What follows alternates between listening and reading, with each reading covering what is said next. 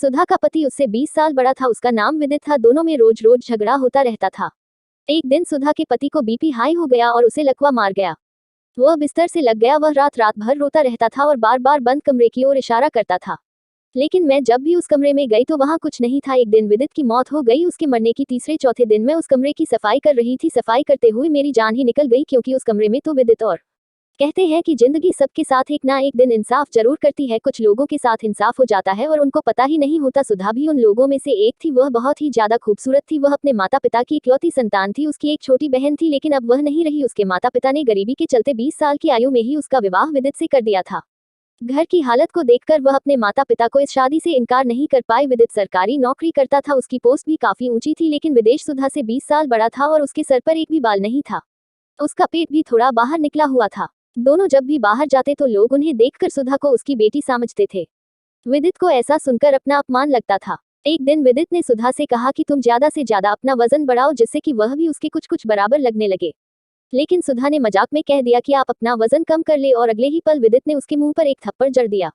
अभी उनकी शादी को 5 महीने भी नहीं हुए थे और उसने सुधा पर हाथ उठाया और उसने इतनी जोर से थप्पड़ मारा था कि सुधा जमीन पर गिर पड़ी। वह हैरान हो गई थी यह देखकर कि वह तो मजाक कर रही थी और विदित ने इतनी जोर से उसे थप्पड़ मारा था कि वह जमीन पर गिर पड़ी। उसके बाद विदित ने उससे कहा कि औरत को औरत बन के ही रहना चाहिए। अगर वह तुम्हारे लिए सब कुछ करता है तो तुम्हें कोई भी हक नहीं पहुंचता कि तुम किसी भी तरह से उसका मजाक उड़ाओ। सुधा ने कहा कि मैं तो मजाक कर रही थी, लेकिन उसने इस बात का बहुत बुरा मान लिया। इसके बाद वह सुधा को आए दिन ताने देता रहता था और रोज रोज इस तरह की चीजें लेकर आता जिससे उसका वजन बढ़ जाए। कभी चाउमीन, कभी बर्गर, कभी टिक्की, इस तरह की उल्टी सीधी चीजें, और भी फिर पता नहीं क्या क्या ले आता था। बाहर का खाना सुधा को बिल्कुल भी पसंद नहीं था, लेकिन उसे मजबूरी में वह सब चीजें खानी पड़ती थी, क्योंकि वह उसकी लाई गई चीजों को खाने से मना नहीं कर सकती थी। अगर वह मना करती तो उसे डर था कि विदित फिर से हाथ उठा देता। लगभग 1 महीना इसी तरह से बीत गया। अब इस तरह की चीजें खाने से उसे उल्टी आती थी और पेट भी बाहर निकल गया था। सुधा ने कई बार उन चीजों को खाने से मना किया, लेकिन विदित उसकी एक भी नहीं सुनता था और वही चीजें उसे खाने को देता था। खाने से उसका वजन काफी बढ़ गया था। वह बहुत ही बुरी लगने लगी थी। सब लोग उससे कहते थे कि शादी के बाद तुम्हें क्या हो गया है, अच्छी भली तुम खूबसूरत हुआ करती थी, इतनी जल्दी वजन कैसे बढ़ा लिया। लोगों को बताने की भी इजाजत नहीं दी गई थी उसे। सुधा के पति ने शादी के चौथे दिन ही उस पर हाथ उठाया। साथ ही उसके माँ बाप को गंदी गंदी गालियां और ताने भी दिया करता था। सुधा को वह बिल्कुल भी पसंद नहीं करता था और ना ही उसकी इज्जत करता था। उसकी जिंदगी बहुत ही बुरी गुजर रही थी।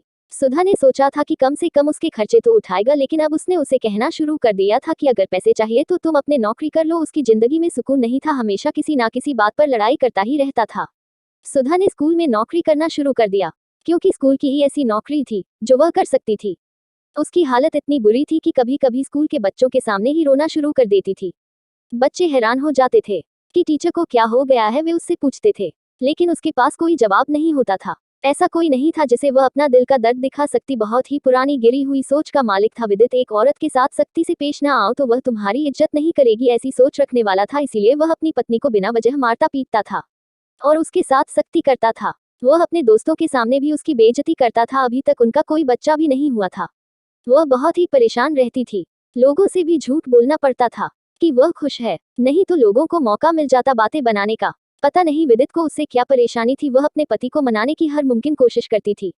वह जो भी कहता उस बात को मान लेती, लेकिन चाहे उसकी जितनी भी मानो चाहे ना मानो, वह उस पर गुस्सा करता ही था। सुधा को लगता कि किसी और का गुस्सा उस पर निकाल रहा है, क्योंकि सुधा पर गुस्सा निकालने के बाद वह अपने दोस्तों के साथ हंसी मजाक करता और बाहर चला जाता और बहुत ज्यादा खुश भी रहता था।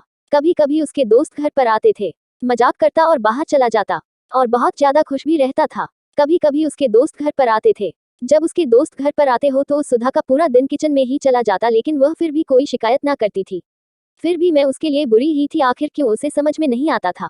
कभी कभी उसे लगता कि उसके घर पर किसी की नजर तो नहीं लग गई है, या फिर किसी ने जादू टोना तो नहीं करवा दिया है। उसका पति जिस ऑफिस में काम करता था वहां से खूब पैसा कमाता था, बार बार गाड़ियां बदलता था, अपने शौक पूरे करता था। लेकिन सुधा की कोई भी चीज से उसे कोई मतलब नहीं था। वह अपना खर्चा खुद ही पूरा किया करती थी।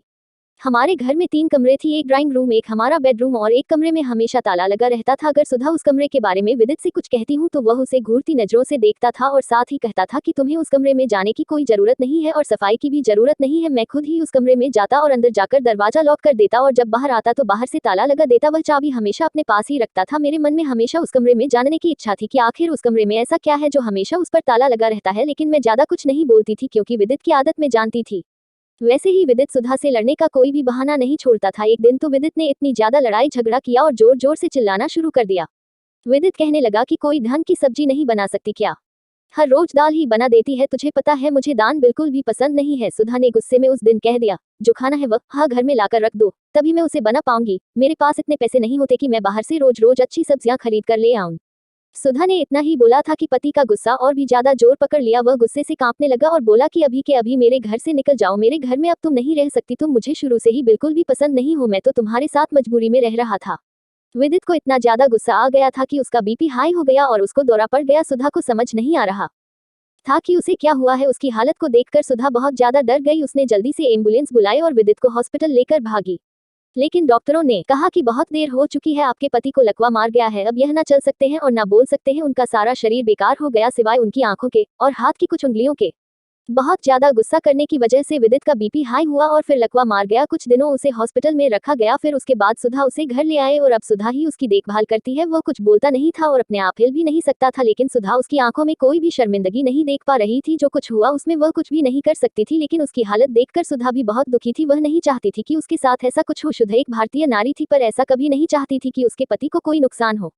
पति चाहे कैसा भी हो, पति पति होता है। सुधा पूरे दिन पति की सेवा करती और साथ साथ नौकरी भी करती थी। सुधा का सेवा भाव देखकर अब विदित की आंखें कुछ कुछ बदलने लगी थी। शायद उसे एहसास हो गया था कि जिस पत्नी को उसने इतना भला बुरा कहा, मारा पीटा, उसी ने मुसीबत में उसका साथ दिया है। उसने कितनी सेवा की है अपने पति की। एक दिन सुधा घर के कामों को जल्दी जल्दी निपटा रही थी कि तभी विदित ने एक अजीब सा इशारा किया। अजीब सा इशारा इसीलिए कह रहे हैं क्योंकि उसके जो भी इशारे होते थे वह उन्हें खूब पहचानती थी। जैसे उसे भूख लगी है, मुझे बाथरूम जाना है, वह इशारे तो वह पहचान लेती थी, लेकिन यह वाला इशारा थोड़ा अलग था। वह उसी कमरे की तरफ इशारा कर रहा था जिस पर ताला लगा रहता था। उसे थोड़ा समझ आया कि वह उसी की तरफ इशारा कर रहा है, तो सुधा ने उससे चाबी के बारे में पूछा, लेकिन वह चाबी के बारे में इशारे से नहीं बता पा रहा था। सुधा ने पूरे घर की तलाशी ली, उसके कपड़ों में उसे एक चाबी मिल गई, तो उसने उस कमरे का दरवाजा खोला और विद्युत से पूछा कि क्या आप उस कमरे में जाना चाहते हैं। लेकिन वहां जाने के नाम से विद्युत ने इशारे में ना कह दिया, लेकिन फिर भी वह बार बार उसी कमरे की तरफ इशारा कर रहा था। सुधा ने कहा कि मुझे आपकी बात समझ नहीं आ रही है, फिर वह चुप हो गया। लेकिन सुधा ने उस कमरे में जाकर देखा तो उस कमरे में कुछ भी नहीं था, थोड़ा बहुत पुराना सामान ही रखा था। सुधा ने कमरा बंद कर दिया और फिर से उस पर ताला लगा दिया। यह उनका किराए का मकान था, इतना पैसे वाला होने पर भी विदित किराए के मकान में रहता था। सुधा ने उसके काम के लिए एक नौकरानी भी रखी हुई थी क्योंकि वह जॉब करती थी। अकेले घर और बाहर का काम वह नहीं संभाल सकती थी क्योंकि उसे पैसों की सख्त जरूरत होती थी। विदित के इलाज में भी काफी सारा पैसा खर्च हो गया था। घर की जरूरतों के कारण मैं नौकरी नहीं छोड़ सकती थी क्योंकि उसका पति अब काम पर नहीं जाता था। ऑफिस की तरफ से सब क्लियर हो गया था, कुछ फंड वगैरह मिलना था जिसमें अभी टाइम लग रहा था। फंड के लिए भी सुधा रोज रोज ऑफिस में फोन करती, लेकिन वह लोग उसे अलग ही कहानियां सुना दिया करती थी। उसके पति का काम ऐसा ही था, बहुत से लोग उसे जानते थे और उससे डरते भी थे। कुछ काम ऐसे होते थे जो विदित के सिग्नेचर के बगैर पूरे नहीं हो सकती थी। उसका पति इसी बात का फायदा उठाता था। जो लोग विदित से फाइल पर दस्तखत करवाने आती उनसे विदित मोटी रकम वसूल किया करता था, लेकिन अब पैसा आना बिल्कुल बंद हो गया था। रिश्तेदार भी जो पहले हर वक्त आती रहते थे और चिकनी छुट्टी भाटी करते थे, उनका मतलब भी अब निकल गया था और उन्होंने आना बंद कर दिया था। यहाँ तक कि कोई रिश्तेदार फोन भी नहीं किया करता था। इस बात का एहसास विदित को हो गया था कि मुश्किल समय में पत्नी ही काम आ रही है। विदित रोज उसी बंद कमरे की तरफ इशारा करता और साथ साथ रोता भी था। कभी कभी तो उसकी हालत देखकर सुधा भी रोने लगती। उनकी शादी को अभी ज्यादा समय नहीं हुआ था, अभी 3 साल ही तो हुए थे। हाँ, यह अलग बात है कि इन 3 सालों में विदित ने उसे इतना परेशान किया था, लेकिन सुधा ने उसे अब माफ कर दिया था क्योंकि भगवान ने उसको उसके किए की सजा दे दी थी। फिर वह कौन होती थी उसे सजा देने वाली, लेकिन वह अपने पति की उस ताला लगे कमरे की तरफ रोज बार बार इशारा करता था। उसके कहने पर मैं उस कमरे में बार बार जाकर देख चुकी थी, लेकिन उसे वहां पर कुछ भी दिखाई नहीं देता था। लेकिन कुछ तो ऐसा था जो वह बार बार इशारा करता था, क्योंकि मृत्यु शैया पर पड़ा इंसान कभी झूठ नहीं बोलता। एक दिन उनके घर में एक लड़की आई, वह खुद को विदित की कजन बता रही थी। विदित से नहीं मिली और सुधा से अजीब अजीब सी बातें करने लगी, जैसे बची हुई तनख्वाह कब मिलेगी, फंड के पैसे कब मिलेंगे। सुधा ने कहा मुझे नहीं पता, मैं रोज फोन करती हूँ, लेकिन वह लोग कोई ना कोई बहाना बना देते हैं। फिर वह कहने लगी कि विदित की तो सरकारी नौकरी है तो उसे अच्छे पैसे मिलेंगे, तुम इतने पैसों का क्या करोगी। सुधा ने उससे कह दिया कि अगर ऑफिस से अच्छी रकम मिल जाए तो किसी बड़े हॉस्पिटल में विदित का इलाज कराऊंगी ताकि विदित अच्छे हो जाएं। उसका नाम हिमानी था। वह कहने लगी विदित की तो तनख्वाह भी अच्छी थी, रिश्वत भी लेता था, फिर इतने सारे पैसे कहाँ गए। कहीं उसने दूसरी शादी तो नहीं कर रखी थी? सुधा ने कहा, मुझे कुछ भी नहीं पता क्योंकि उसे तो वह पैसे ही नहीं दिया करता था। हिमानी कहने लगी, जरूर उसने दूसरी शादी कर रखी होगी और उसी को मैं अपनी तनख्वाह देता होगा। सुधा ने कहा, अगर ऐसा होता तो अब तक वह सामने आ चुकी होती। हिमानी कहने लगी, तुम जरूर झूठ बोल रही हो। हिमानी की बात सुनकर उसे गुस्सा आ गया और उसने कहा कि मैं खुद नौकरी करती हूँ और अपना खर्चा चलाती हूँ। विदित मुझे एक पैसा भी नहीं देता। अगर तुम्हें शक है तो तुम तलाशी ले लो और खुद ही ढूंढ लो उसके सारे पैसों को और उसकी पत्नी को, और जब मिल जाए तो मुझे भी बता देना। इससे ज्यादा मैं कुछ नहीं कर सकती। इतना सुनते ही वह पैर पटकते हुए उठ खड़ी हुई और वहां से चली गई और जाते जाते कहने लगी कि तुम बहुत ही बदतमीज हो, जैसे तुम्हारा पति बदतमीज है और तुम भी वैसी ही हो, तभी तो वह बिस्तर पर पड़ा हुआ है। यह कहते हुए वहां से चली गई। सुधा बहुत हैरान थी कि कैसे कैसे लोग होते हैं इस दुनिया में। हिमानी के बारे में सुधा ने अपने पति को बताया तो वह सारी बातें सुन रहा था और समझ रहा था, पर कुछ भी बोल नहीं पा रहा था। लेकिन वह कुछ बोलना चाहता था क्योंकि उसकी आंखों से आंसू बह रहे थे। उसकी आंखों को देखकर ऐसा लगता था जैसे वह सुधर को कुछ बताना चाहता है, क्योंकि सुधा पूरे दिलो जान से उसकी सेवा में लगी हुई थी। डॉक्टर से भी चेक करवाती रहती थी, लेकिन हर बार यही जवाब मिलता था कि आप चाहे तो किसी और डॉक्टर को दिखा ली, लेकिन मुझे नहीं लगता कि आपके पति ठीक होंगे। डॉक्टर की बात सुनकर सुधा की उम्मीद टूट रही थी। डॉक्टर हर महीने आती चेक करती, लेकिन सब यही कहते कि कोई उम्मीद नहीं है। विदित हर समय उसी कमरे की तरफ देखा करता और रोता रहता था। इसकी वजह से उसने चिंता में खाना पीना भी बंद कर दिया था। वह बहुत ही कम खाना खाता था। डॉक्टर का कहना था कि अगर विदित ऐसे ही परेशान रहेंगे तो दवा जल्दी असर नहीं करेगी। एक दिन जब सुधा सोकर उठी तो उसने अपने पति को जगाया, लेकिन वह आंखें नहीं खोल रहा था। उसका पूरा शरीर ठंडा पड़ा था। सुधा ने जल्दी से डॉक्टर को फोन किया। डॉक्टर ने कहा कि यह तो रात को ही इस दुनिया से जा चुके हैं। सुधा रोने लगी। डॉक्टर ने उसे समझाया, इसमें रोने वाली कोई बात नहीं है, बल्कि खुश होने वाली बात है, क्योंकि विदित की जो हालत थी उसमें उनका मर जाना ही अच्छा था, क्योंकि विदित बहुत तकलीफ में था। फिर सुधा ने भी खुद को संभाला कि हाँ, शायद डॉक्टर ठीक कह रही हैं, पति की तकलीफ कम हो गई थी उसके मर जाने के बाद। लेकिन जो भी हो, सुधा को अपने पति के मरने का बहुत दुख था। वह जैसा भी था, कम से कम उसके रहते खुद को सुरक्षित महसूस करती थी। पति के रहते हुए ऐसा लगता था कि जैसे मेरा भी कोई अपना है, भले ही नाम का हो, क्योंकि उसकी शादी के बाद उसके माता पिता भी आगे पीछे भगवान को प्यारे हो गए थे। इस दुनिया में अब यह बिल्कुल अकेली रह गई थी। पूरा दिन अकेले घर में पड़े पड़े घुटती रहती थी और उसी घुटन से बचने के लिए घर के कामकाज ढूंढ ढूंढ कर किया करती थी। नौकरानी उसके साथ ही रहती थी। सुधा ने उसे अभी निकाला नहीं था, कम से कम उसके साथ रहने से उसका दिल लगा रहता था। वह बाहर बहुत कम निकलती थी। बाहर का सौदा नौकरानी हिला दिया करती थी। एक दिन ऐसे ही घर के कामों में बिजी थी कि सुधा के दरवाजे पर दस्तक हुई। नौकरानी ने दरवाजा खोला और कहा, आपसे कोई औरत मिलना चाहती है, उसके साथ एक बच्चा भी था। सुधा ने कहा, उस औरत को अंदर ले आओ। जब अंदर आई तो सुधा ने उसे पहचानने की बहुत कोशिश की कि हो सकता है कि उसने कहीं उसे देखा हो, लेकिन वह औरत उसकी जान पहचान की बिल्कुल भी नहीं थी। फिर वह औरत जो बोली, उसने सुधा के सर पर आसमान गिरा दिया। वह कहने लगी, तुम्हारा पति मेरा भी पति था। शादी के 2-3 महीने बाद उसने मुझसे शादी कर ली थी और अब मैं अपना हक लेने आई हूँ। सुधा को बहुत ज्यादा दुख हुआ कि उसके पति ने दूसरी शादी कर रखी थी, तभी तो मैं उससे प्यार नहीं करता था और ना ही उसे इज्जत देता था। सुधा का सारा गुस्सा उस औरत पर निकल पड़ा। गुस्से से वह बोली कि तुम्हें शर्म नहीं आती, एक शादीशुदा मर्द को फंसाते हुए तुम्हारी वजह से मेरी जिंदगी बर्बाद हुई। सिर्फ तुम्हारी वजह से मेरे पति ने मेरा हक नहीं दिया। दिन रात तड़पाया था उसने मुझे, एक एक पैसे के लिए तंग कर दिया था, क्योंकि वह अपनी पूरी कमाई तुम पर लुटा रहा था। जब वह बीमार था, जब वह बिस्तर पर पड़ा हुआ था, तब तुमको उसकी सेवा की जरूरत महसूस नहीं हुई। तब उस वक्त यह हक कहाँ गया था? उस समय दिन रात एक करके सिर्फ और सिर्फ मैंने ही उसकी सेवा की थी। सुधा की बात सुनकर वह औरत बोली, मैं कुछ नहीं जानती, मैंने शादी के लिए नहीं कहा था उससे, बल्कि उसने ही मुझसे शादी की थी। और देखो, हमारे प्यार की निशानी यह बच्चा मेरे साथ है, और अब मुझे मेरे बच्चे का हक चाहिए। वह सरकारी नौकर था, इतना पैसा कमाता था, उसके पास बहुत पैसा होगा और उसकी दौलत में से मुझे मेरा हक चाहिए। और अब तो उसके मरने के बाद उसकी पेंशन भी आती होगी, मुझे हर चीज में अपना हिस्सा चाहिए। सुधा ने गुस्से से कहा, मेरे पास कुछ भी नहीं है, जिन्हें जो भी काम आता था तुम पर, और ना जाने तुम जैसी और कितनी ऊपर लूट आता था, मुझे एक पैसा भी नहीं देता था। मैं अपना खर्चा खुद नौकरी करके उठाती थी, यह घर भी किराए का है। उसकी बात सुनकर उस औरत को विश्वास नहीं हुआ।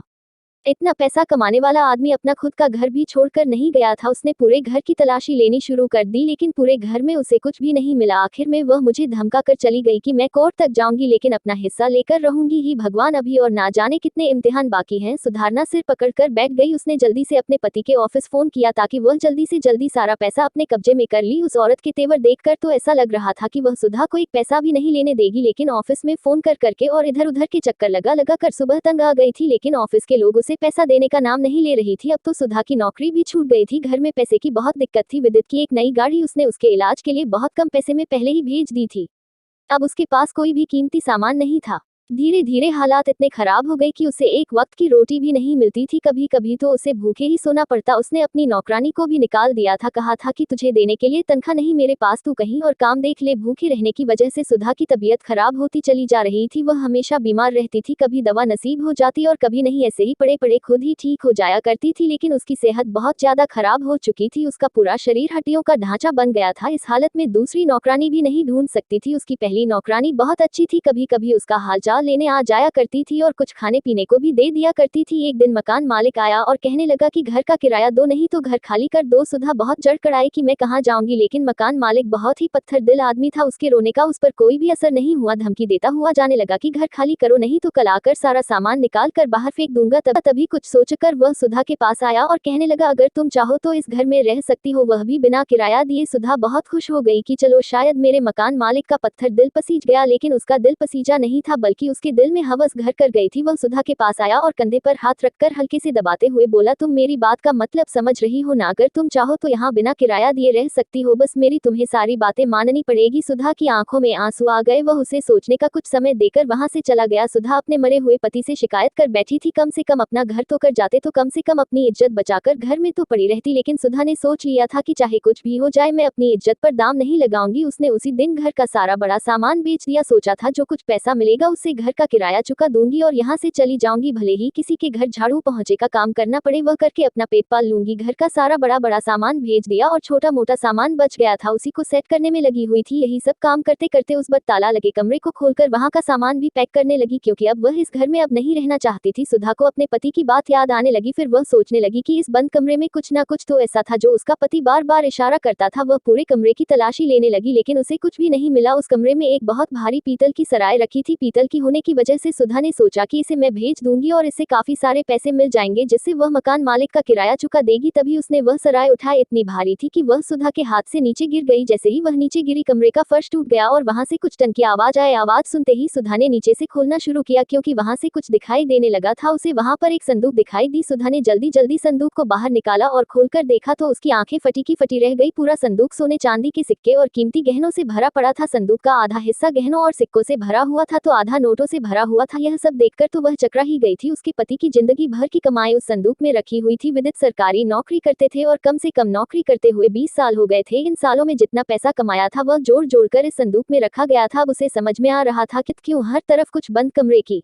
तरफ इशारा करते थे। मरने से पहले शायद विदित वह सारी दौलत सुधा को दे देना चाहते थे। मरते समय सुधा की सेवा भाव देखकर शायद उन्हें यकीन हो गया था, इस पूरी दुनिया में एक अकेली सुधा ही उनसे सच्चे दिल से प्यार करती है। सुधा की आंखों में खुशी के आंसू आ गए। सुधा अपने पति को धन्यवाद करती हुई उनकी आत्मा की शांति के लिए प्रार्थना करने लगी और जल्दी जल्दी सारा पैसा और गहने एक बैग में भरने लगी। सुधा ने अपनी नौकरानी को घर पर बुलाया और बचा हुआ सारा सामान उसके हवाले किया और कुछ पैसे भी उसे दे दिए। मकान मालिक के आने से पहले वह उस घर से निकल जाना चाहती थी, क्योंकि उसे उस मकान मालिक पर बिल्कुल भी भरोसा नहीं था। मैं उसके साथ जबरदस्ती भी कर सकता था। सुधा की नौकरानी भी हैरान थी कि इतना पैसा सुधा के पास कहां से आया। उसे लगा कि शायद सुधा को विदित का ऑफिस का पैसा मिल गया है, लेकिन उन लोगों ने तो पैसे खा लिए थे, एक पैसा भी नहीं दिया था सुधा को। सुधा कुछ जरूरी सामान और अपने पति का छोड़ा हुआ पैसा लेकर दूसरे दिन ही शहर आ गई। सबसे पहले उसने वहां पर एक घर खरीदा और अब आज उसके पास सब कुछ है, गाड़ी, बंगला, पैसा, सब कुछ। सुधा की जिंदगी अब सुकून से गुजर रही थी। दूसरी शादी नहीं करना चाहती थी, हालांकि अभी उसकी उम्र बहुत कम थी, 24 या 25 रही होगी, क्योंकि 20 साल की उम्र में ही उसके माँ बाप ने उसकी शादी कर दी थी। वह दूसरी शादी अभी नहीं करना चाहती थी, अपनी जिंदगी को फिलहाल अपने तरीके से जीना चाहती थी। सुधा ज्यादा पढ़ी लिखी नहीं थी, 12वीं के बाद ही उसने पढ़ाई छोड़ दी थी, क्योंकि उसके घर के हालात बहुत खराब थी और आगे पढ़ने के लिए उसके माँ बाप अफोर्ड नहीं कर सकते थे, इसलिए मजबूरी में पढ़ाई छोड़नी पड़ गई थी। लेकिन आज जब सुधा के पास पैसा है तो उसने पढ़ाई पूरी करने की सोची। वह पहले अपने पैरों पर खड़ी होना चाहती थी, क्योंकि पैसे का कोई भरोसा नहीं, आज है कल नहीं। उसने एक अच्छे कॉलेज में एडमिशन लिया और अपनी पढ़ाई करने लगी। जिंदगी में बहुत दुख उठाए थे सुधा ने, लेकिन अब उसकी जिंदगी में कोई दुख नहीं था, बस एक खालीपन था, कोई अपना प्यार करने वाला नहीं था। कभी कभी दिल में ख्याल आता कि क्या मुझे मेरी जिंदगी में कोई सच्चा प्यार करने वाला मिलेगा।